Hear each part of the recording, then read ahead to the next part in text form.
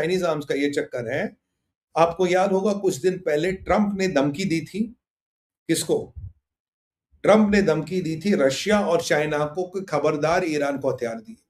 Trump गए थे China और बोला कि मैंने शी जिनपिंग को कहा भाई इनको हथियार मत देना, इनके चक्कर में मत पड़ना। फिर धीरे धीरे चीजों की परतें खुली। जो जॉर्डन में अटैक हुआ उसका 99% इंटेलिजेंस चाइना ने दिया, इसमें काफी अमेरिकन मारे गए, ये आप जानते हैं। इसके बाद कहानी और आगे बढ़ी कि भाई आखिर ये चाइना चाहता क्या है, exactly what the China was, why is China doing it. क्योंकि चाइना को ये लगता अगर ये युद्ध रुक गया स्ट्रेट ऑफ ताइवान में मामला खुल जाएगा और अमेरिका मुझे वहां ज्यादा कुछ करने नहीं देगा, इसलिए इंपॉर्टेंट है अमेरिका यहां बिजी रहे, यहां मरता खपता रहे। जब आपको याद होगा जो मेरे रेगुलर व्यूअर्स है जो अभी आए भी है, मैंने कहा था भाई ये जो धमकी दी गई है अमेरिका और चाइना को, ये विशेषकर धमकी चाइना को दी गई है, सॉरी चाइना और रशिया को धमकी दी गई है, ये विशेषकर धमकी चाइना को दी गई। रशिया का नाम इसलिए बताया जा रहा so that it doesn't become grossly against one और दूसरे को छोड़ दिया। इनफैक्ट रशिया को लेके पुतिन ने सॉरी ट्रंप ने जेलेंस्की को खबरदार पुतिन के ऑयल रिसोर्सेज पे अटैक है, जो उसने कर दिया तब भी कर दिया। उसका ड्रोन आज 1500 किलोमीटर अंदर रशिया में जाके एक ऑयल रिफाइनरी को उसने अटैक किया। So by the way he has not change. Trump ने खासकर ब्लैक सी की बात की थी और रिफाइनरीज की बात की, ब्लैक सी में तो अटैक नहीं किया पर वहां किया। अब जब दोनों को धमकी दी गई थी और धीरे धीरे रूबियो का वेंगी से नहीं मिलना और पीट हेगसेथ का बोलना दोनों इन्वॉल्व है पर level of involvement is different, मैंने आपको बोला बॉस ये सारा काम चाइना ने करा है, इसमें रशिया का हाथ नहीं, पुतिन ऐसी बेवकूफी नहीं करेगा। अब धमकी अपनी जगह, आप याद कीजिए ताइवान में का एक बहुत बड़ा आर्म्स सेल है जो ट्रंप को अप्रूव करना, ट्रंप ने वो आर्म्स सेल अप्रूव नहीं किया, इसलिए कि boss I don't want to do the arms sale because that can really change the paradigm. जब पीट हेगसेथ से पूछा गया था उसने कहा था आर्म्स आर ऑल पैक्ड, बोला शिप कब करोगे, बोला जब बॉस साइन करेगा, तो बॉस ने साइन नहीं किया। बट यहां सिचुएशन में फिर टर्न आता है, क्या टर्न आता है सिचुएशन में सर? ये टर्न आता है कि चाइना ने अमेरिका की पीठ में खंजर भोंकने का काम किया।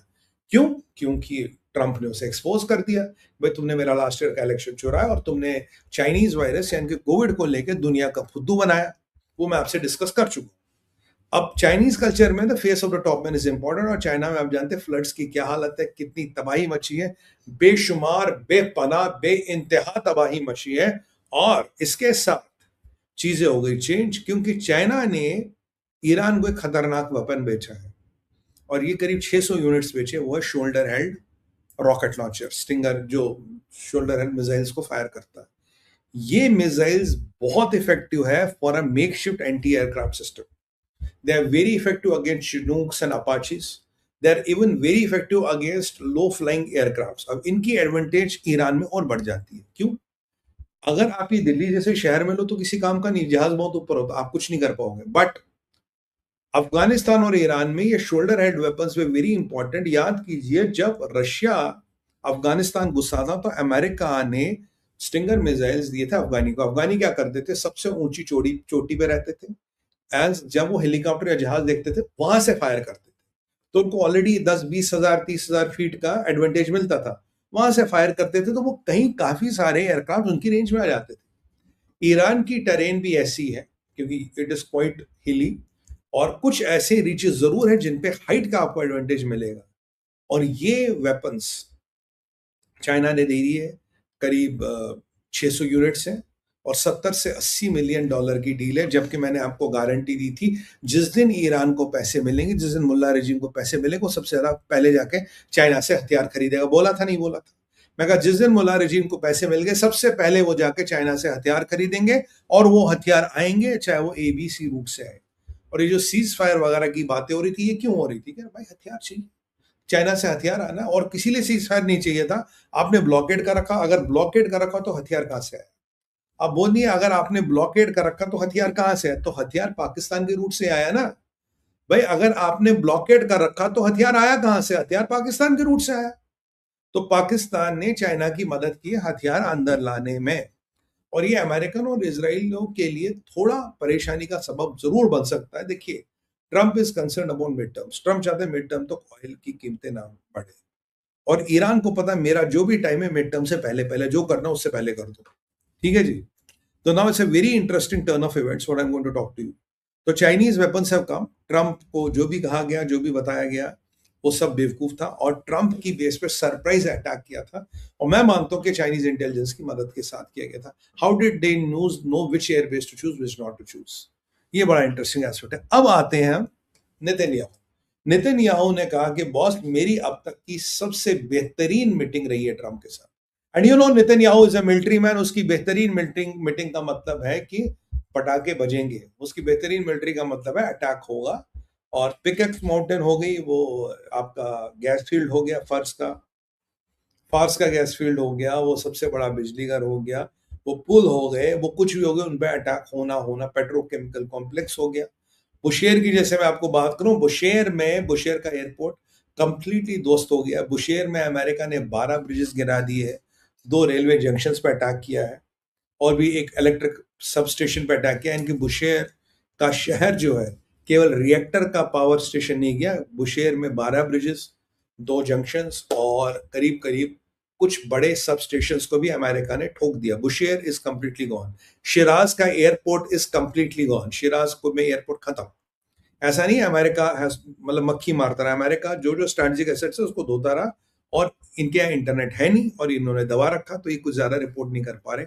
रिजीम की हालत खराब है। रिजीम अभी 88% फूड इन्फ्लेशन है and it is rising every day. लाखों लोगों की नौकरी आ गई। 18 बिलियन का तेल बेचा जिसके मोस्ट ऑफ द पैसा नहीं आया और अमेरिका ने बोल दिया मैं तुम्हारा पैसा नहीं दूंगा, जिसपे ईरान का रिप्रेजेंटेटिव कहता जो जो कंपनी हमारा पैसा लेगी वो हम उसको टारगेट करेंगे।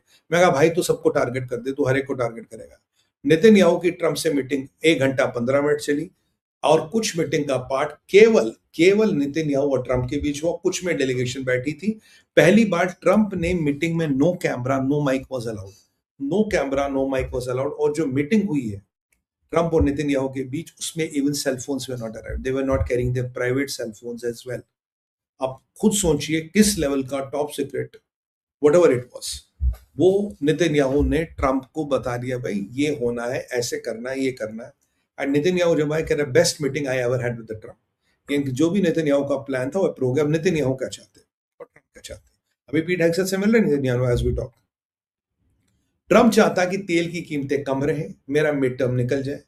अक्टूबर में आपका इलेक्शन है इजराइल में, नवंबर में है आपके यूएस में। तो नेतन्याहू को जीतने के लिए बहुत बड़ा तश्तरी पे सर चाहिए, किसी का बहुत बड़ा तश्तरी पे सर चाहिए ईरान का। ट्रंप को जीतने के लिए चाहिए तेल की कीमतें भाई कम रहे। अब यहां पे ट्रंप की प्राथमिकता वो है और ये भी सच है कि इंटरसेप्टर्स की मात्रा कम हुई है। अमेरिका कुछ भी कहते हैं ना, इंटरसेप्टर कम हुए, उसमें कोई डाउट नहीं है। बट क्या वो उस लेवल पे पहुंच गए अब युद्ध नहीं लड़ सकते? नहीं, ऐसा भी नहीं है। And they have alternate technologies, they can still manage it. दूसरी यहां समस्या है कि नेतन्याहू लड़ना तो चाहता है पर वो चाहता कि मैं ऐसा हाफ हार्टेड युद्ध ना लड़ूं।